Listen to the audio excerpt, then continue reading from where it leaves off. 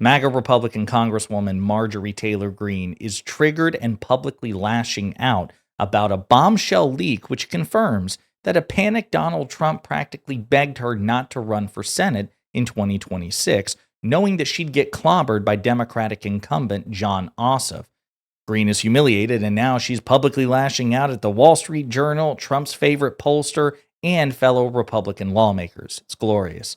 But before we unpack all that, if you end up liking this video and you want to support the channel, please be sure to hit the like, subscribe, and alert bells before you go. All right, friends, we got this hilarious article courtesy of the conservative Wall Street Journal. It's just chef's kiss, and Greene's reaction to it is glorious. Trump helped ease Marjorie Taylor Greene out of possible Senate run. Trump shared polling with the Georgia Congresswoman showing that she would lose by double digits. Donald Trump's political team commissioned a poll that showed Republican Representative Marjorie Taylor Greene losing a potential race for Senate in Georgia by double digits, and Trump shared the results with Greene in a bid to discourage her from running in 2026, according to people familiar with the matter. The poll was conducted by Tony Fabrizio, Trump's longtime pollster, the People said. Trump's team was determined to keep Greene out of the race to unseat Democratic Senator Jon Ossoff because they feared she wouldn't be competitive, some of the People said. The poll showed that Greene would lose to Ossoff in a general election by 18 points, according to people familiar with the poll, even as she could win a primary election. And we'll stop right there again. This is the dilemma in which MAGA Republican lawmakers find themselves. In order to win the primary, because in a primary, turnout is relatively minor compared to a general election, so typically the most devout and partisan on both the Republican and Democratic fronts turn out for a primary. So to win a Republican primary, you've got to be as diehard crazy MAGA as possible. But in any sort of competitive state, like a purple state like Georgia, that means you will almost certainly lose against even just a vaguely sane Democrat. So you have to run as far to the right as possible and then run twice that distance back to the center. Carrie Lake tried to do it and failed. This is the dilemma in which MAGA Republicans find themselves. They put themselves there because of their radicalization and their cultishness. So we'll continue. It also showed Greene was a less competitive candidate than Georgia Governor Brian Kemp or Kelly Loeffler, administrator of the Small Business Association. And I'll point out, Kemp has said he's not seeking election in 2026, and he was slightly favored to beat Ossoff, so that's really good for the Democrats. Loeffler, I can't remember if she ran against Ossoff or Warnock, but she ran. She was one of the candidates who ran against Ossoff and Warnock in Georgia back in 2020 and lost, so odds are she'd probably lose again.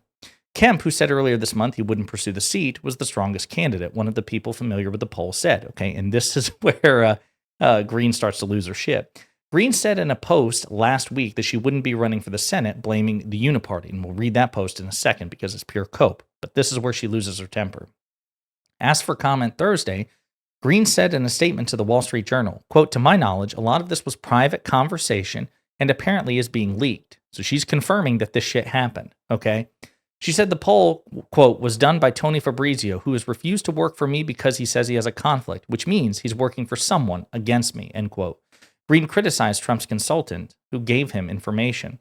Quote, "The same people telling Trump I can't win a general election are the same people that get filthy rich off consulting on as many campaigns as they can to get the president to endorse," she said. A White House spokeswoman declined to comment. Fabrizio said he doesn't discuss proprietary polling done for clients. Fabrizio also co-directs polling for the Journal. Greene has been one of Trump's most outspoken supporters in Congress, and Trump has praised her repeatedly. While former President Biden was in office, she often denied Trump lost the 2020 election and introduced resolutions to impeach Biden. Since Trump's return to the White House, Greene has urged her Republican colleagues to deliver on the MAGA agenda and warned that the party could face losses in 2026 if it didn't follow through on his campaign promises. Trump's sharing of the poll with Greene shows how Trump's team is quietly working to shape some races, even as he stays quiet in others so far, such as Texas. And as I mentioned in my Live and Learn podcast yesterday, that might be good for us too. So Ken Paxton, who is the deranged Attorney General of Texas, a terrible person, he's polling well ahead of John Cornyn, the current incumbent Republican senator. If Ken Paxton wins the primary, he is much more vulnerable in a purplish state like Texas to a Democratic challenger than Cornyn is. So that might ultimately play in the Democrats' favor. We'll see. His team is focused on keeping majorities in the Senate and the House in 2026, in part because they think Democrats would upend his last 2 years in office and potentially move to impeach him, Trump advisors say. In the weeks before Greene's announcement that she wouldn't run for Senate, some in the GOP worried that the pugilistic politics that helped her win 3 terms in Georgia's reddest district would not resonate across the purple state, which has 2 Democratic senators. Trump won the state in 2024 after narrowly losing it in 2020. Quote, "You need someone who's more appealing," said Senator Tom Tillis of North Carolina. Quote, "I think she'd be a solid primary contender, but the state's a lot like North Carolina. Could be a challenge at the statewide level." Sidebar, Tom Tillis represents my state, North Carolina, and fingers crossed, former Democratic Governor Roy Cooper runs against Thomas in 2026 and kicks his ass. That's very, very possible, if not likely. Fingers crossed, okay? In her statement, Greene said, quote, "Nobody cares about Tillis because he represents everything wrong in the Senate, and he has his own problems in North Carolina. Republicans are hoping Trump will back Tillis, even though the president has grown frustrated with him over his votes and has weighed fielding a challenger against him in the past." Again, fingers crossed. Georgia's other senator, Democrat Raphael Warnock, laughed when asked how Greene would fare against Ossoff. Quote, "Come on, man," he said. Republicans see flipping Ossoff's seats as one... Let's try that again. Republicans see flipping Ossoff's seat as one of their best chances to pad their 53-47 majority in the Senate. So far, Representative Buddy Carter and John King, Georgia's insurance commissioner, have entered the race. Ossoff will clobber both of them. Last year, Greene was voted out of the conservative House Freedom Caucus after she called Representative Lauren Boebert a little bitch. She also unsuccessfully attempted to oust House Speaker Mike Johnson. She's clashed with many Democrats. The then Democratic-led House voted in 2021 to remove her from her committee assignments for that Congress over her past embrace of conspiracy theories. Yeah, so Marjorie Taylor Greene's pissed, and she's taking it out on everybody. The Wall Street Journal, Donald Trump's favorite pollster, and other Republican lawmakers. You'd love to see it. So that's out now, right? This just dropped just a little while ago. So what about the cope for Marjorie Taylor Greene? Well, let's take a look at what she wrote on Twitter. "I love my home state of Georgia so much. The people here may not be rich with the world's riches, but they are overflowing with kindness, love, and family values, and a deep sense of joy, whether they're sitting on the front porch or the tailgate of a pickup truck. These are the people who raise me, who I'm lucky to call friends, and who hug my neck no matter what corner of the state I'm in. These are the people I fight for." So when I read an Axios article this morning about the ultra-rich camp donors gathering last weekend at their elite retreat on luxurious Sea Island to anoint their preferred candidate to run against Jon Ossoff, I laughed out loud. Sea Island is not far from Jekyll Island, where another elite retreat formed the Federal Reserve, and look how that turned out. We all know how these elite retreats work. Many of the attendees hate Trump, back DeSantis, look down on MAGA, and refuse to fight when our election was stolen in 2020. Now they're trying to carefully select someone who can dress up in MAGA just enough to trick the grassroots into thinking they're one of us. Someone who won't dare to challenge the Republican establishment or disrupt the status quo has failed the people time and time again. These are the Republicans who see Trump as a speed bump, one they believe they can carefully roll over now that he won't be on the ballot again.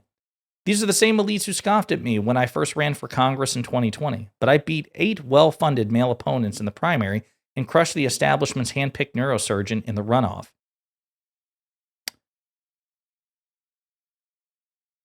That's probably not the only context in which a neurosurgeon would struggle with Marjorie Taylor Greene. And I'll be blunt, the elites don't speak for the people of Georgia who would walk through fire for Donald Trump. The political consultants embedded in the White House don't know Georgia like I do. Our people are not stupid, and they've learned a powerful lesson over the last few years. They don't believe the polls crafted by firms that won't even work for me because of conflict. So again, this was days ago. So now she has confirmed that Tony Fabrizio, Trump's favorite pollster, is the one she's talking about here. She just doesn't mention him by name, which really means they're already working against me. I still remember my statistics class at UGA. You can manipulate polling outcomes by cherry-picking a small, specific sample to tell whatever story you want.